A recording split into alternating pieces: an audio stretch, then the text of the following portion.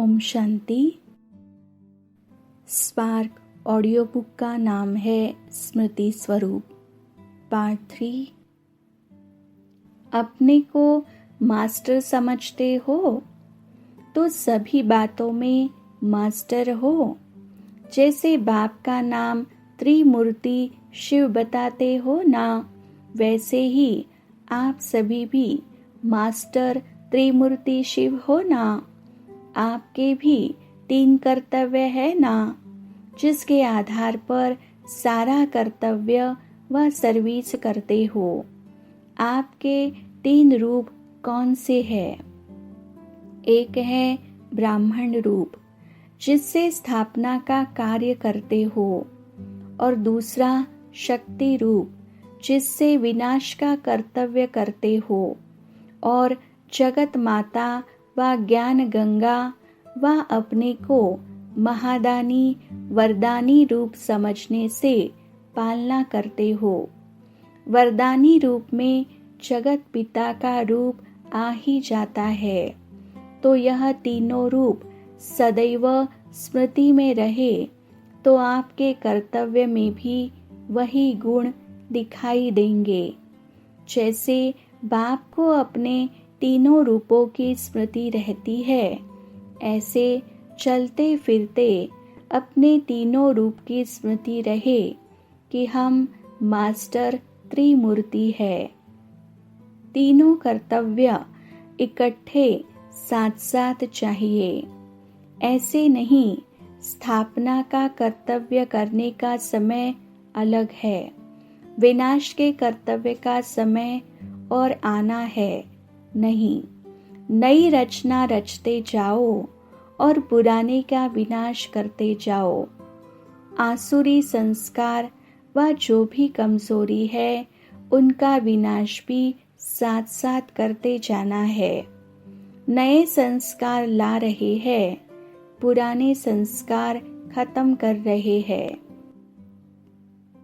कईयों में रचना रचने का गुण होता है, लेकिन शक्ति रूप विनाश कार्य रूप न होने कारण सफलता नहीं हो पाती। इसलिए दोनों साथ साथ चाहिए। यह प्रैक्टिस तब हो सकेगी जब 1 सेकंड में देही अभिमानी बनने का अभ्यास होगा। अपने को महादानी व वरदानी जगत माता व जगत पिता व पतित पावनी के रूप में स्थित होकर किसी भी आत्मा को अगर आप दृष्टि देंगी, तो दृष्टि से भी उनको वरदान की प्राप्ति करा सकती हो, वृत्ति से भी प्राप्ति करा सकती हो, अर्थात पालना कर सकती हो। लेकिन इस रूप की सदा स्मृति रहे। सदैव हर कर्तव्य करते समय अपने यह तीनों रूप भी स्मृति में रखने चाहिए। जैसी स्मृति वैसा स्वरूप, और जैसा स्वरूप वैसी सफलता। तीनों रूप की स्मृति से स्वतः ही समर्थि आ जाती है। बाप के नाम जैसा मैं भी मास्टर त्रिमूर्ति शिव हूँ। यह स्मृति में रहे तो सफलता होगी, तो सदा सफलता मूर्त बनो। कर्तव्य और स्वरूप दोनों साथ साथ स्मृति में रहे तो फिर कमाल हो। आज से बीती को बीती करके स्मृति से अपने में समर्थि लाकर सदा सफलता मूर्त बनो।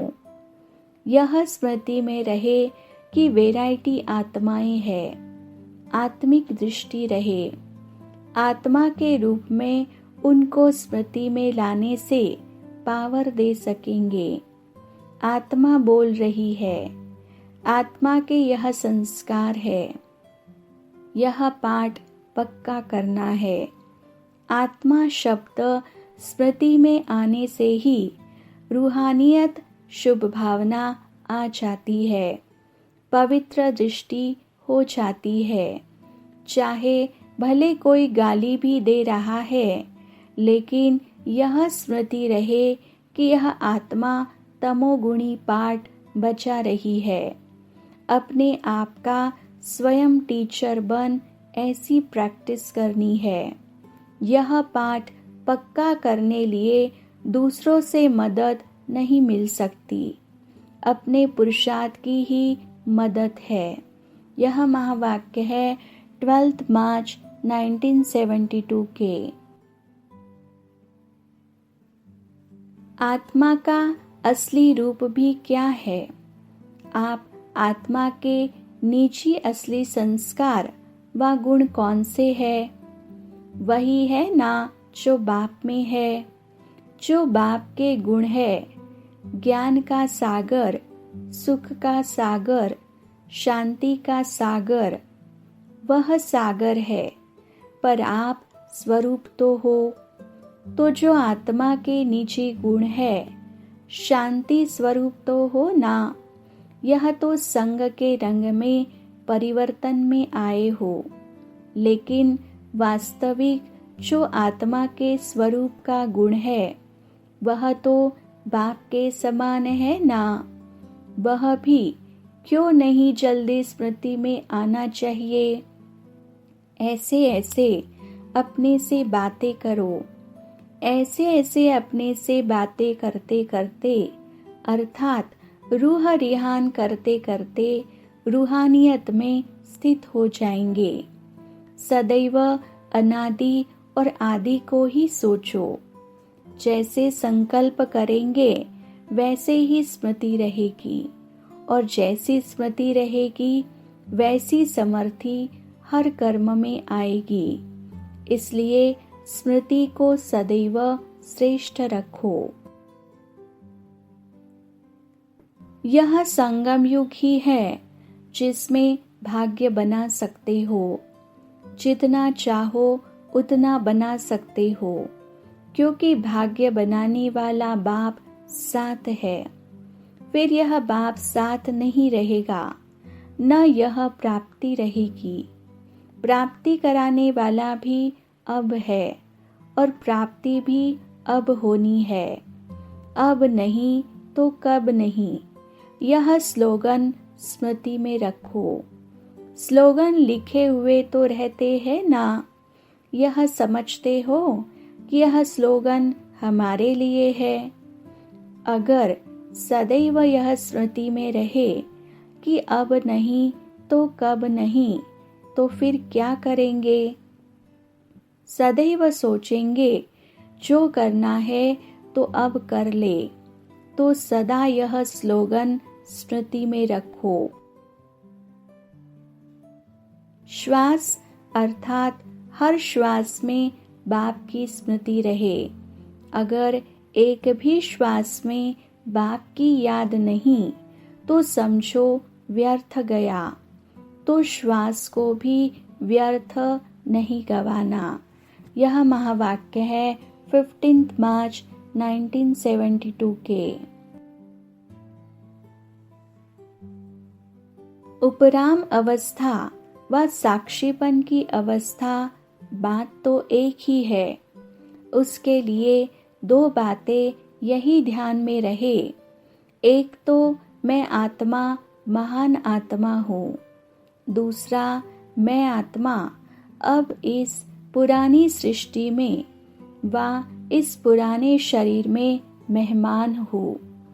तो महान और मेहमान इन दोनों स्मृति में रहने से स्वतः और सहज ही जो भी कमजोरियां व लगाव के कारण उपराम स्थिति न रहे आकर्षण में आ जाते हैं, वह आकर्षण समाप्त हो उपराम हो जाएंगे। महान समझने से जो साधारण कर्म व साधारण संकल्प व संस्कारों के वश चलते हैं, वह सभी अपने को महान आत्मा समझने से परिवर्तित हो जाते हैं। स्मृति महान की होने कारण संस्कार व संकल्प व बोल व कर्म सभी चेंज हो जाते हैं।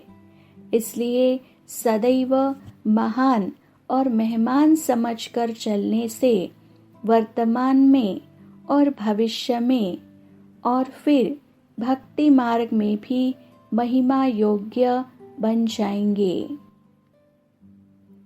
मेहमान सिर्फ इस सृष्टि में भी नहीं, लेकिन इस शरीर रूपी मकान में भी मेहमान हो। देह के भान की जो आकर्षण होती है, वह स्मृति के रूप में जो संस्कार रुके हुए हैं, वह बहुत ही सहज मिट सकते हैं जब अपने को मेहमान समझेंगे। यह शरीर लोन लिया है ईश्वरीय कर्तव्य के लिए, और कोई कर्तव्य के लिए यह शरीर नहीं है। ऐसे अपने को मेहमान समझकर चलने से हर कर्म महान स्वतः ही होगा। जब शरीर ही अपना नहीं, तो शरीर के संबंध में जो भी व्यक्तियां व वैभव है, वह भी अपने नहीं रहे। तो सदा ऐसा समझकर चलो। ऐसे समझकर चलने वाले सदैव नशे में रहते हैं। उनको स्वतः ही अपना घर स्मृति में रहता है। न सिर्फ घर, लेकिन 6 बातें जो बाप के प्रति सुनाते हो, वह सभी स्वतः स्मृति में रहती है। तो जैसे बाप का परिचय देने के लिए सार रूप में सुनाते हो, उसमें सारा ज्ञान आ जाता है।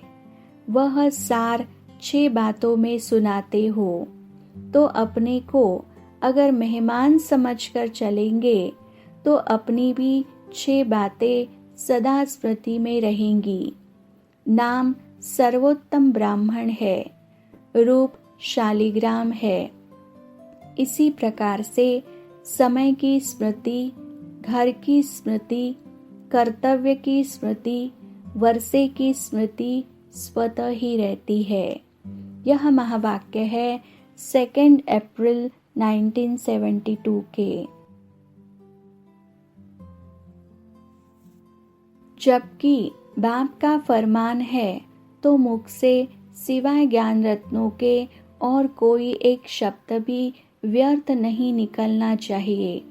वायुमंडल का वर्णन करना, यह भी व्यर्थ हुआ ना। जहाँ व्यर्थ है, वहाँ समर्थ की स्मृति नहीं। समर्थ की स्मृति में रहते हुए कोई भी बोल बोलेंगे तो व्यर्थ नहीं बोलेंगे, ज्ञान रत्न ही बोलेंगे। तो वृत्ति को, बोल को भी चेक करो। कई ऐसे भी समझते हैं कि कर्म कर लिया, पश्चाताप कर लिया, माफी मांग ली, छुट्टी हो गई। लेकिन नहीं, कितनी भी कोई माफी ले लेवे, लेकिन जो कोई पाप कर्म व व्यर्थ कर्म भी हुआ, तो उसका निशान मिटता नहीं, निशान पड़ ही जाता है। रजिस्टर साफ स्वच्छ नहीं होता। इसलिए ऐसे भी नहीं कहना कि हो गया, माफी ले ली। इस रीति रस्म को भी नहीं अपनाना। अपना कर्तव्य है संकल्प में, वृत्ति में, स्मृति में भी कोई पाप का संकल्प न आए। इसको ही कहा जाता है ब्राह्मण अर्थात पवित्र। अगर कोई भी अपवित्रता वृत्ति, स्मृति व संकल्प में है, तो ब्राह्मणपन की स्थिति में स्थित हो नहीं सकते, सिर्फ कहलाने मात्र हो। इसलिए कदम कदम पर सावधान रहो। यह महावाक्य है 10 मई 1972 के।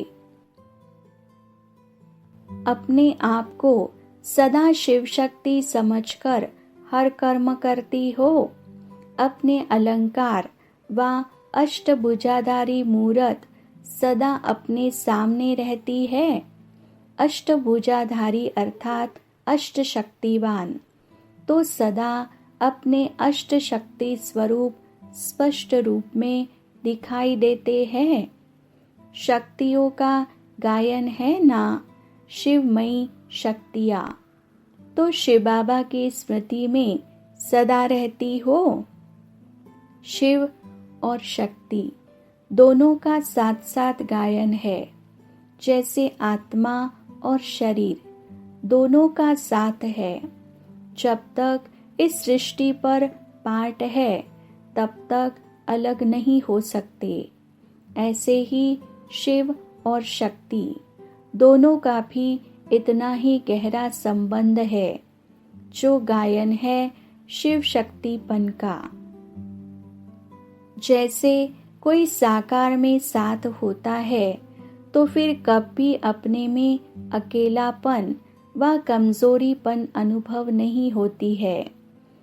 इस रीति से जब सर्वशक्तिवान शिव और शक्ति दोनों की स्मृति रहती है तो चलते फिरते बिल्कुल ऐसे अनुभव करेंगे जैसे साकार में साथ है और हाथ में हाथ है। गाया जाता है ना, साथ और हाथ। तो साथ है बुद्धि की लगन और सदा अपने साथ श्रीमत रूपी हाथ अनुभव करेंगे। तुम हो बेगमपुर के बादशाह और सर्व शक्तियों की प्राप्ति है। लेकिन अगर कोई ना कोई संगदोष व कोई कर्मेंद्रिय के वशीभूत हो, अपनी शक्ति खो लेते हो, तो जो बेगमपुर का नशा व खुशी प्राप्त है वह स्वतः ही खो जाती है। जैसे वह बादशाह भी कंगाल बन जाते हैं, वैसे ही यहाँ भी माया के अधीन होने के कारण मोहताज कंगाल बन जाते हैं। तब तो कहते हैं क्या करे, कैसे होगा, कब होगा। यह सभी है कंगालपन, मोहताजपन की निशानी। कहाँ न कहाँ कोई कर्मेंद्रियों के वश हो अपनी शक्तियों को खो लेते हैं। तो अष्ट शक्ति स्वरूप बेगमपुर के बादशाह है। इस स्मृति को कब भूलना नहीं। भक्ति में भी सदैव यही पुकारा कि सदा आपकी छत्र छाया में रहे। यह महावाक्य है 31 मई 1972 के। अब ज्ञान का सिमरन करते हुए कितना समय हुआ है? संगम का 1 वर्ष भी कितने के बराबर है? संगम का 1 वर्ष भी बहुत बड़ा है। इसी हिसाब से देखो तो यह भी बहुत समय की बात हुई ना। तो जैसे वह बहुत समय के संस्कार होने के कारण ना चाहते भी स्मृति में आ जाते हैं, तो यह भी बहुत समय की स्मृति नेचुरल क्यों नहीं रहती? जो नई बात व ताज़ी बात होती है वह तो और ही ज़्यादा स्मृति में रहनी चाहिए, क्योंकि प्रेजेंट है ना। लौकिक रूप में भी जो पावरफुल बहुत होता है उसके आगे जाने की कोई हिम्मत नहीं रखते। आप अगर ऑलमाइटी अथॉरिटी की पोजीशन पर ठहरो तो यह आसुरी संस्कार व व्यर्थ संस्कारों की हिम्मत हो सकती है क्या आपके सामने आने की? अपनी पोजीशन से क्यों उतरते हो? संगम युग का असली संस्कार है जो सदा नॉलेज देता और लेता रहता है। उसको सदा ज्ञान स्मृति में रहेगा और सदा हर्षित रहेगा। यह महावाक्य है 16 जून 1972 के। जब शक्तिशाली बन गए तो माया की शक्ति वार कर सकती है। यह है रचयिता की शक्ति, वह है रचना की शक्ति। जब अपने को शक्तिशाली नहीं समझते हो व सदाकाल शक्तिशाली स्मृति में स्थित नहीं होते, तब हार होती है। जहाँ स्मृति है वहाँ विस्मृति का आना असंभव है। जैसे दिन के समय रात का होना असंभव है, ऐसा अपने को बनाया है वह अब तक संभव है। कभी माया का कोई वार नहीं होगा, ऐसा अविनाशी निश्चय बुद्धि हो गए हो। संकल्प में भी कब यह न आए कि माया कब हार खिला भी सकती है। यह महावाक्य है 21 जून 1972 के। जैसे देखो, पहले बहन भाई की स्मृति में स्थित किया गया, उसमें भी देखा गया कि बहन भाई की स्मृति में भी कुछ देह अभिमान में आ जाते हैं, इसलिए उससे भी ऊंची स्टेज भाई भाई की बताई। ऐसे ही अपने को अधर कुमार समझकर चलते हो, गोया प्रवृत्ति मार्ग के बंधन में बंधी हुई आत्मा समझकर चलते हो। इसलिए अब इस स्मृति से भी परे अधर कुमार नहीं, लेकिन ब्रह्मा कुमार हो। अगर अधर कुमार की स्मृति भी रहती है तो जैसी स्मृति वैसी ही स्थिति भी रहती है। इस कारण अभी इस स्मृति को भी खत्म करो कि हम अधर कुमार है, नहीं ब्रह्मा कुमार हो। जो बाप दादा ने ड्यूटी दी है उस ड्यूटी पर श्रीमत के आधार पर जा रहा हूँ। मेरी प्रवृत्ति है या मेरी युगल है, यह स्मृति भी रॉन्ग है। युगल को युगल की वृत्ति से देखना व घर को अपनी प्रवृत्ति की स्मृति से देखना, इसको मर्जीवा कहेंगे। जैसे भट्टी में पड़ने से हर वस्तु का रूप परिवर्तन हो जाता है, वैसे इस भट्टी में मैं प्रवृत्ति मार्ग वाला हूँ, मैं अधर कुमार हूँ।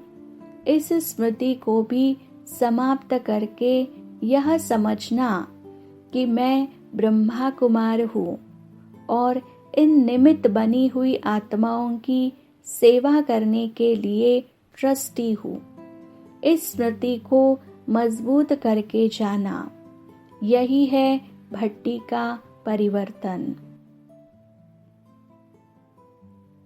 चलते फिरते ऐसी श्रेष्ठ स्थिति हो, ऐसी श्रेष्ठ स्मृति और वृत्ति हो जो चारों ओर की वृत्तियों को अपनी तरफ आकर्षण करे।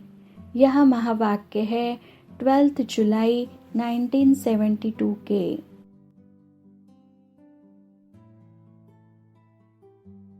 तुम्हारे यह अभी के हर कर्म बाहर बोल विश्व के आगे यादगार के रूप में आने वाले हैं। ऐसा अटेंशन रखते हुए व ऐसी स्मृति रखते हुए हर कर्म व बोल बोलो जो कि यादगार बनने के योग्य हो। अगर यादगार बनने के योग्य नहीं है तो वह कर्म नहीं करो, यह स्मृति सदा रखो। मास्टर त्रिकालदर्शी बन अपने कल्प पहले के यादगार को सामने रख फिर से सिर्फ रिपीट करो। इस स्मृति के पुरुषार्थ में सदा रहते आए हो। माया अब तक भी इस स्मृति में ताला लगाती है क्या?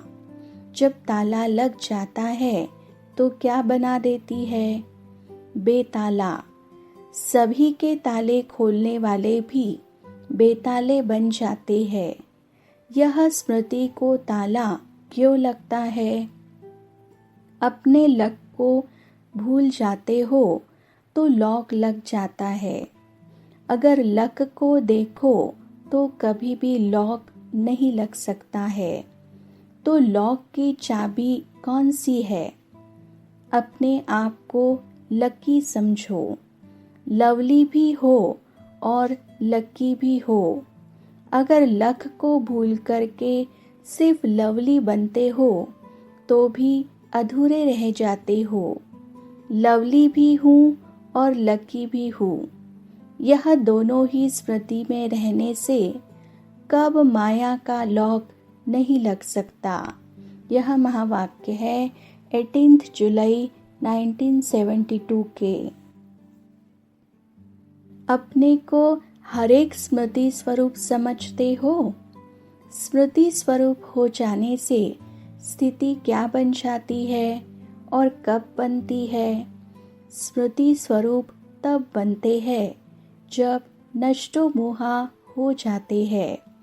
तो ऐसे नष्टो मोहा स्मृति स्वरूप बने हो कि अभी विस्मृति स्वरूप हो। स्मृति स्वरूप से विस्मृति में क्यों आ जाते हो? जरूर कोई न कोई मोह अर्थात लगाव अब तक रहा हुआ है। तो क्या जो बाप से पहला वायदा किया है कि और संग तोड़ एक संग जोड़ेंगे, क्या यह पहला वायदा निभाने नहीं आता है? पहला वायदा ही नहीं निभाएंगे तो पहले नंबर के पूज्य में राज्य अधिकारी व राज्य के संबंध में कैसे आवेंगे? क्या सेकंड जन्म के राज्य में आना है? जो पहला वायदा नष्टो मोहा होने का निभाते हैं वही पहले जन्म के राज्य में आते हैं। पहला वायदा कहो व पहला पाठ कहो व ज्ञान की पहली बात कहो व पहला अलौकिक जन्म का श्रेष्ठ संकल्प कहो, क्या इसको निभाना मुश्किल लगता है? अपने स्वरूप में स्थित होना व अपने आप की स्मृति में रहना, यह कोई जन्म में मुश्किल लगा? सहज ही स्मृति आने से स्मृति स्वरूप बनते आए हो ना। तो इस अलौकिक जन्म के स्वस्वरूप को स्मृति में मुश्किल क्यों अनुभव करते हो? जब साधारण मनुष्यात्मा जो चाहे सो करके दिखा रही है, तो क्या आप श्रेष्ठ मनुष्य आत्माएं, शक्ति स्वरूप आत्माएं, नॉलेजफुल आत्माएं, बाप के समीप संपर्क में आने वाली आत्माएं, बाप की डायरेक्ट पालना लेने वाली आत्माएं, पूजनीय आत्माएं, बाप से भी श्रेष्ठ मर्तबा पाने वाली आत्माएं, जो चाहे वह नहीं कर सकती है? तो साधारण और श्रेष्ठ में अंतर ही क्या रहा? साधारण आत्माएं जो चाहे कर सकते हैं, लेकिन जब चाहे जैसे चाहे वैसे नहीं कर सकती, क्योंकि उन्हों में प्रकृति की पावर है, ईश्वरीय पावर नहीं है। ईश्वरीय पावर वाली आत्माएं जो चाहे जब चाहे जैसे चाहे वैसे कर सकते हैं। तो जो विशेषता है उसको प्रैक्टिकल में नहीं ला सकते हो। जब जन्म नया हो गया तो पुराने जन्म के व्यक्तियों के साथ पुराने संबंध समाप्त नहीं हो गए क्या? नए जन्म में पुराने संबंध का लगाव रहता है क्या? तो व्यक्तियों से भी लगाव रख ही कैसे सकते हो, जबकि वह जन्म ही बदल गया। तो जन्म के साथ संबंध और कर्म नहीं बदला। वा तो यह कहो कि अब तक अलौकिक जन्म नहीं हुआ है। साधारण रीति से जहाँ जन्म होता है, जन्म के प्रमाण ही कर्म होता है, संबंध संपर्क होता है। तो यहाँ फिर जन्म अलौकिक और संबंध लौकिक से क्यों व कर्म फिर लौकिक क्यों? तो अब बताओ, नष्टो मोहा होना सहज है व मुश्किल है? मुश्किल क्यों होता है? क्योंकि जिस समय मोह उत्पन्न होता है उस समय अपनी शक्ल नहीं देखती हो।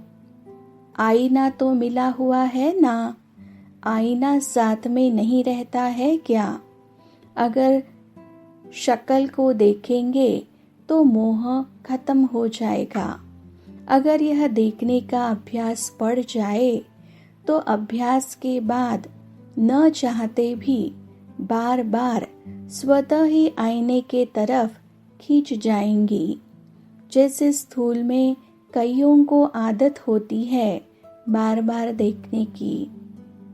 प्रोग्राम नहीं बनाते लेकिन ऑटोमेटिकली आईने तरफ चले जाते हैं, क्योंकि अभ्यास है।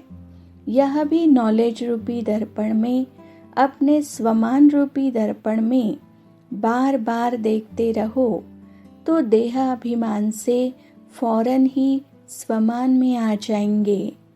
जैसे स्थूल शरीर में कोई भी अंतर मालूम होता है तो आईने में देखने से फौरन ही इसको ठीक कर देते हैं।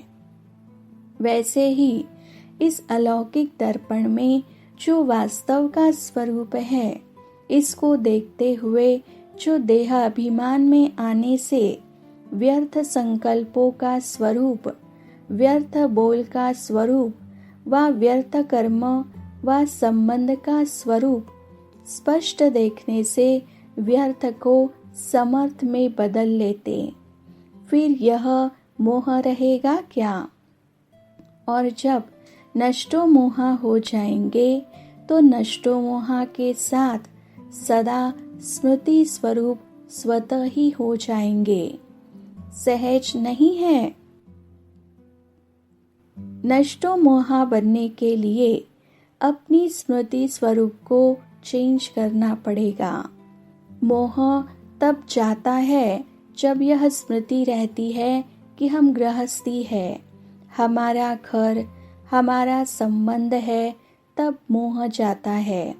यह तो इस हद के जिम्मेवारी को बेहद के जिम्मेवारी में परिवर्तन कर लो तो बेहद की जिम्मेवारी से हद के जिम्मेवारी स्वतः ही पूरी हो जाएगी। इसलिए सदा अपने को, इस स्मृति को परिवर्तन करने का पुरुषार्थ करो। मैं गृहस्थी हूँ, फलाने बंधन वाली हूँ व मैं फलाने जिम्मेवारी वाली हूँ, उसके बजाय अपने मुख्य 5 स्वरूप स्मृति में लाओ।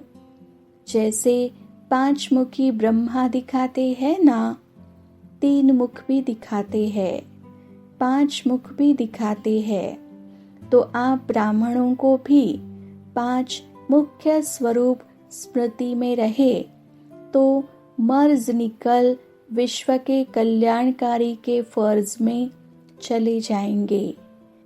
वह स्वरूप कौन से है जिस स्मृति स्वरूप में रहने से यह सभी रूप भूल जाए? स्मृति में रखने के 5 स्वरूप बताओ। जैसे बाप के 3 रूप बताते हो वैसे आपके 5 रूप है। पहला, मैं बच्चा हूँ। दूसरा, गॉडली स्टूडेंट हूँ। तीसरा, रूहानी यात्री हूँ। चौथा, योद्धा हूँ। और 5वां, ईश्वरीय व खुदाई खिदमतगार हूँ।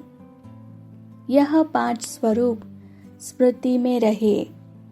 सवेरे उठने से बाप के साथ रूह रिहान करते हो ना, बच्चे रूप से बाप के साथ मिलन मनाते हो ना, तो सवेरे उठने से ही अपना यह स्वरूप याद रहे कि मैं बच्चा हूँ। तो फिर गृहस्थी कहाँ से आएगी? और आत्मा बाप से मिलन मनावे तो मिलन से सर्व प्राप्ति का अनुभव हो जाए। तो फिर बुद्धि यहाँ वहाँ क्यों जाएगी? इससे सिद्ध है कि अमृत वेले की इस पहले स्वरूप की स्मृति की ही कमजोरी है। इसलिए अपने गिरती कला के रूप स्मृति में आते हैं। ऐसे ही सारे दिन में अगर यह पांचों ही रूप समय प्रति समय भिन्न कर्म के प्रमाण स्मृति में रखो तो क्या स्मृति स्वरूप होने से नष्टो मोहा नहीं हो जाएंगे? तो सदैव कर्म करते हुए अपने दर्पण में इन स्वरूपों को देखो कि इन स्वरूपों के बदली और स्वरूप तो नहीं हो गया, रूप बिगड़ तो नहीं गया। देखने से बिगड़े हुए रूप को सुधार लेंगे और सहज ही सदाकाल के लिए नष्टो मोहा हो जाएंगे। यह महावाक्य है 22 जुलाई 1972 के। पहला व्रत है मन वाणी कर्म में पवित्र रहेंगे। यह पहला व्रत लिया। और दूसरा व्रत एक बाप दूसरा न कोई। यह व्रत सभी ने लिया हुआ है। जो व्रत लेकर बीच में छोड़ देते हैं तो भक्ति मार्ग में भी व्रत रख फिर बीच में खंडन कर दे तो इसको क्या कहा जाएगा? पुण्यात्मा के बदले पापात्मा। आपने व्रत कहाँ तक धारण किया है? व्रत को सदा कायम रखा जाता है।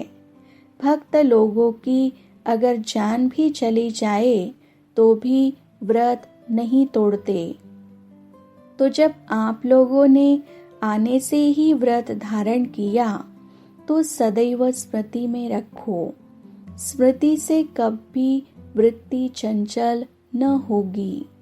वृत्ति चंचल न होगी तो प्रवृत्ति व परिस्थिति व प्रकृति के कोई भी विघ्नोवश नहीं होंगे। प्रकृति को दासी, परिस्थिति को स्वस्थिति, प्रवृत्ति को शुद्ध प्रवृत्ति का सैंपल बनाकर दिखाएंगे। व्रत को हल्का करने से ही वृत्ति चंचल होती है। मैं कौन हूँ? किसका बच्चा हूँ? मेरा ऑक्यूपेशन क्या है? अगर यह किसको भूल जाए तो सभी हंसेंगे ना। उस समय अपने को देखो। क्या हम अपने को, अपने बाप को, अपने पोजीशन को भूल गया? इस व्रत को अब पक्का करो। फिर देखो कैसे सदा के विजयी होते हैं। कोई भी बातें हिला नहीं सकेंगी। इस व्रत को बार बार अपने बुद्धि में रिवाइज करो कि कौन सी प्रतिज्ञा बाप से की है, कौन सा व्रत लिया है। तो फिर यह व्रत रिफ्रेश होगा, स्मृति में रहेगा। और जितना स्मृति में रहेगा उतनी समर्थी रहेगी। तो ऐसा अपने को समर्थ बनाओ। पूरा निश्चय बुद्धि बनना है। बाप हमारा साथी है। बाबा सदा मददगार है। निश्चय बुद्धि विजयंती। ऐसा सदा स्मृति में रखते हुए हर कदम उठाओ तो देखो विजय आपके गले का हार बन जाएगी।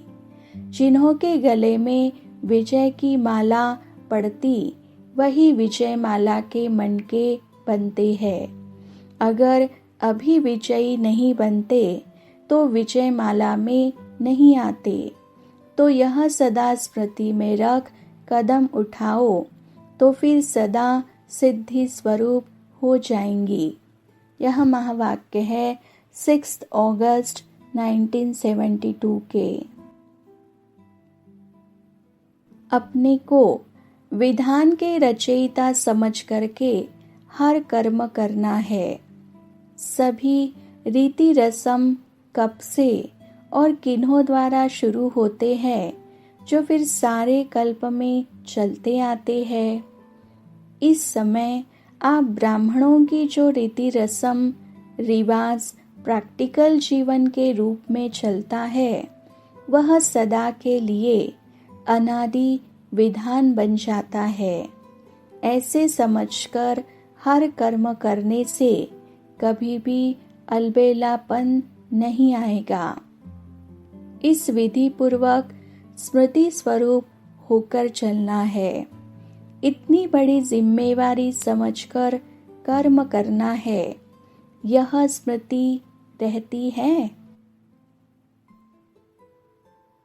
कोई भी बात सामने विघ्न रूप में आती है, इस आई हुई बात को परिवर्तन करना, यह युक्ति आ जाए तो सदा विघ्नों से मुक्त हो सकते हैं। विस्मृति के कारण स्मृति, वृत्ति, दृष्टि और संपर्क बनता है। इन सभी को परिवर्तन करना आ जाए तो परिपक्वता आ जाएगी। कोई भी व्यर्थ स्मृति आती है, देह व देह के संबंध, देह के पदार्थों की स्मृति को परिवर्तन करना आ जाए तो परिपक्व स्थिति नहीं बन जाएगी। ऐसे ही वृत्ति व दृष्टि को परिवर्तन करना आ जाए, संपर्क का परिवर्तन करना आ जाए तो संपूर्णता के समीप आ जाएंगे ना। कोई अपकार करे, आप 1 सेकंड में अपकार को उपकार में परिवर्तित कर लो। कोई अपने संस्कार व स्वभाव के रूप में आपके सामने परीक्षा के रूप में आवे, लेकिन आप सेकंड में अपने श्रेष्ठ संस्कार एक की स्मृति से ऐसी आत्मा के प्रति भी रहम दिल के संस्कार व स्वभाव धारण कर सकते हो। सर्व के संस्कारों को बदलना है, यही लक्ष्य ब्राह्मणों की जीवन का आधार है। दूसरे बदले तब हम बदले, ऐसे नहीं। हम बदलकर औरों को बदले, सदा इसमें अपने को आगे करना चाहिए। दूसरा बदले न बदले, मैं बदल जाऊंगी तो दूसरा स्वतः ही बदल जाएगा। तो आप बदलने वाले हो, विश्व को परिवर्तन करने वाले हो, न कि कोई बात में स्वयं परिवर्तित होने वाले हो। ऐसा लक्ष्य सदा स्मृति में रखते हुए अपने आप को परिपक्व बनाओ। यह महावाक्य है 24 दिसंबर 1972 के। सदा यह स्मृति में रखो कि पहला, बाप का नाम क्या है, और दूसरा, बाप की महिमा क्या है। फिर उसके बाद यह विचार करो कि तीसरा, जो बाप का काम है, क्या वही मेरा भी काम है। अगर बाप के नाम को सिद्ध करने वाला काम न किया तो चौथा, बाप का नाम बाला कैसे करोगी।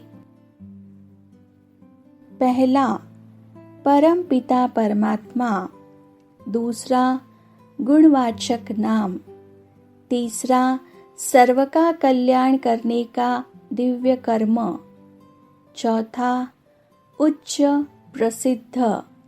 यह सोचो कि बाप की यह जो महिमा है कि वह सर्वशक्तिवान है, तो वैसा ही मेरा भी स्वरूप हो, क्योंकि बाप की महिमा के अनुसार ही तो अपना स्वरूप बनाना है।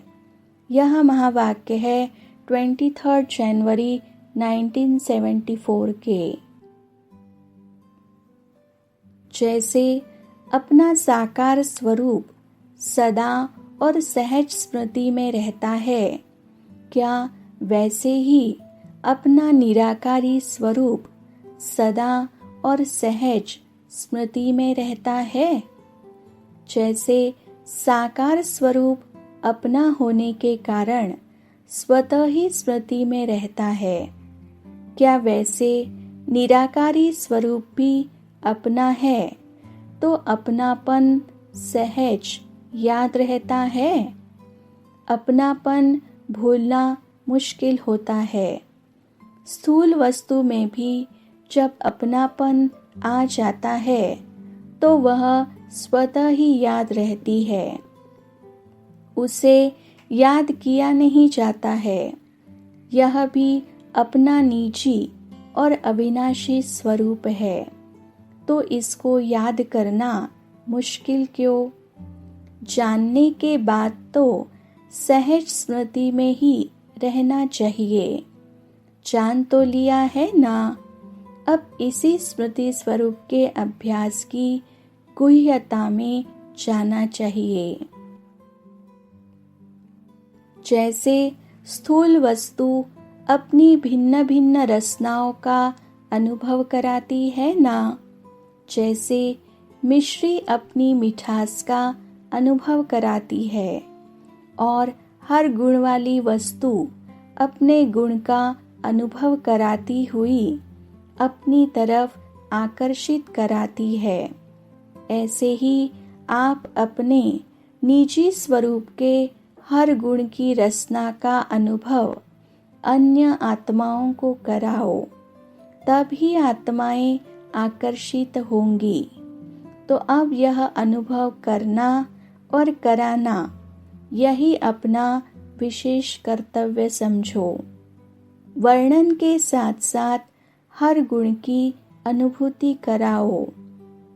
वह तब करा सकोगे जब स्वयं इस सागर में समाये होंगे। तो क्या ऐसा समाये हुए रहते हो? इससे सहज स्मृति स्वरूप हो जाओगे। यह महावाक्य है 25 जनवरी 1974 के।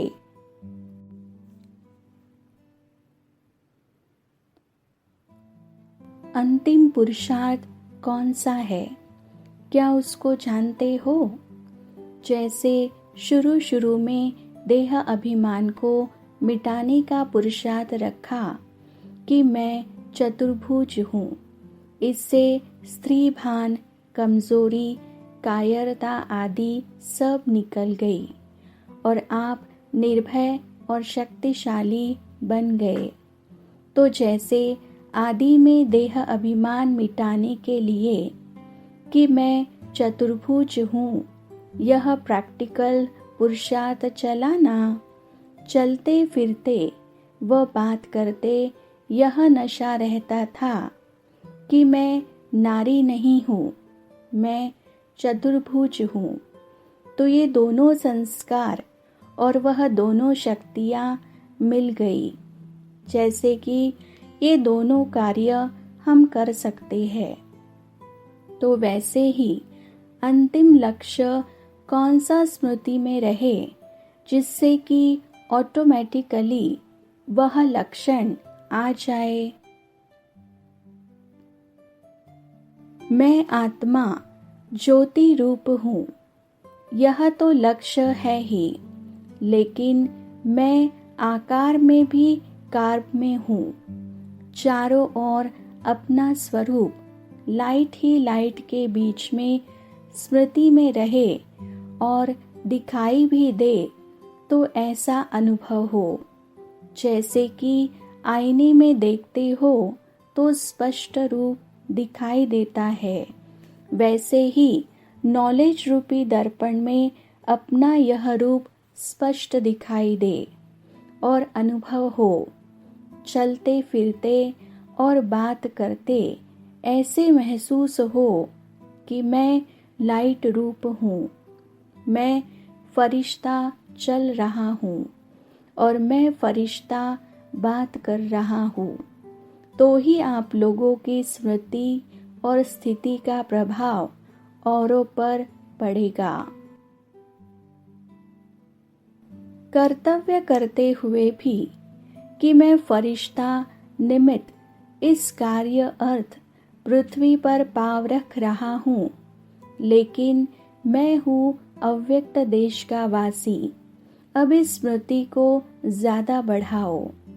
मैं इस कार्य अर्थ अवतरित हुई हूँ, अर्थात जैसे कि मैं इस कार्य अर्थ पृथ्वी पर वतन से आई हूँ। कारोबार पूरी हुई, फिर वापस अपने वतन में। जैसे कि बाप आते हैं तो बाप को स्मृति है ना कि हम वतन से आए हैं कर्तव्य के निमित्त, और फिर हमको वापिस जाना है। ऐसे ही आप सबकी भी यह स्मृति बढ़नी चाहिए कि मैं अवतार हूँ, अर्थात मैं अवतरित हुई हूँ। अभी मैं ब्राह्मण हूँ और फिर मैं देवता बनूंगी। यह भी वास्तव में मोटा रूप है। यह स्टेज भी साकारी है। साकार स्वरूप के नशे की पॉइंट्स तो बहुत है कि मैं श्रेष्ठ आत्मा हूँ, मैं ब्राह्मण हूँ और मैं शक्ति हूँ। इस स्मृति से तो आपको नशे और खुशी का अनुभव होगा। जैसे साकार में लाइट का अनुभव करना कॉमन बात थी और ख्वाहिश करनी नहीं पड़ती थी। सबको उसी रूप से नजर आता था जैसे कि इन आँखों से देख रहे हैं। ऐसे आप लोगों को अनुभव होगा। देखते देखते वह खुद गुम होने लगेंगे। मैं कहाँ हूँ और क्या देख रहा हूँ। जैसे साकार द्वारा अनुभव करते थे कि स्वयं से ही अभी अभी आश्चर्य खाते थे कि क्या मेरे पाँव यहाँ है अथवा मूल वतन या सूक्ष्म वतन में है। जैसे साकार द्वारा आपको अनुभव होते थे, वैसे ही फिर आपके द्वारा सबको अनुभव होगा। तब तो समान की स्टेज में आएंगे। वह तब होंगे जब बीच बीच में अपने स्वरूप की स्मृति लाते रहेंगे। साकार ने भी गुप्त पुरुषार्थ किया। इसी प्रकार आप लोगों को भी यह गुप्त पुरुषार्थ व गुप्त मेहनत करनी है। लाइट स्वरूप के स्मृति को मजबूत करने से हिसाब किताब चुकतू करने में भी लाइट रूप हो जाएंगे। जैसे इंजेक्शन लगाने से 5 मिनट में ही फर्क पड़ जाता है, वैसे ही नींद की गोली लेने से भी परेशानी समाप्त हो जाती है। आप भी ऐसे ही समझो कि यह हम नींद की खुराक लेते हैं। ऐसी स्टेज लाने के लिए ही यह अभ्यास है। मैं विघ्न विनाशक हूँ। इस स्मृति की सीट पर स्थित होकर कारोबार चलाएंगे तो विघ्न सामने तक भी नहीं आएंगे। यह महावाक्य है 15 सितंबर 1974 के। 100% निश्चय बुद्धि बच्चों की पहली निशानी क्या होगी? निश्चय बुद्धि की पहली निशानी है विजयी। कहावत भी है निश्चय बुद्धि विजयंती। विजय मिलेगी कैसे? निश्चय से। तो निरंतर इस निश्चय की स्मृति की मैं मास्टर सर्वशक्तिवान हूँ, यह स्मृति रहती है।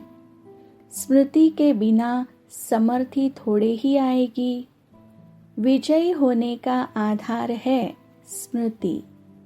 अगर स्मृति कमजोर होगी, निरंतर नहीं होगी और स्मृति पावरफुल नहीं होगी तो विजयी कैसे होंगे?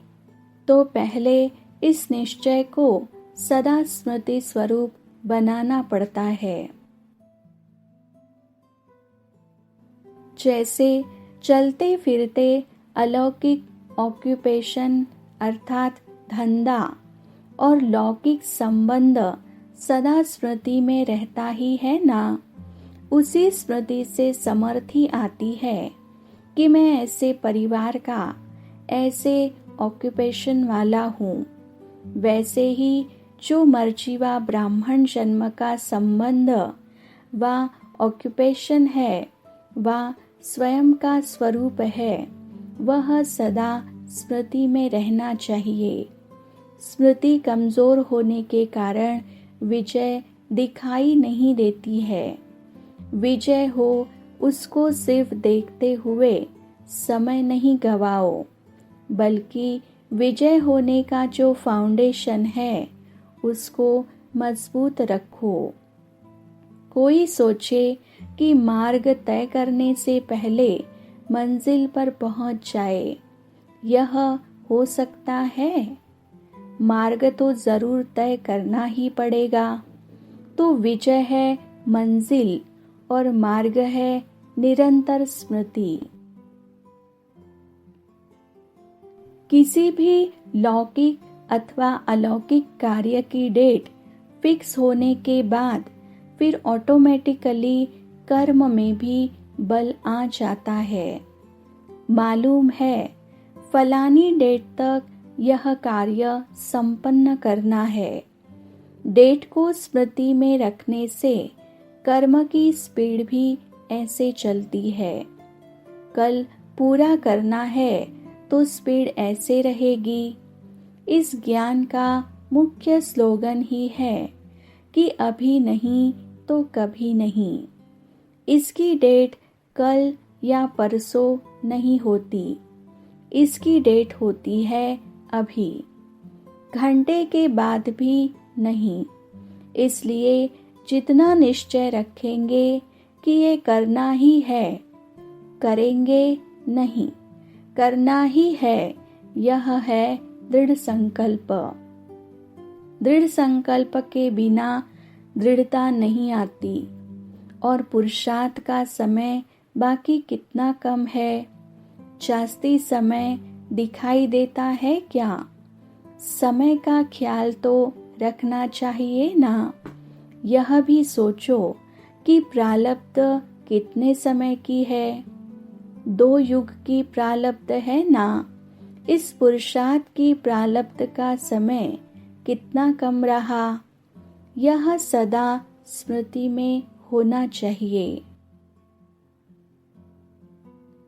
दूसरी बात यह स्मृति में रखो कि यह विश्व परिवर्तन का कार्य कितनी बार किया है, अनगिनत बार किया है।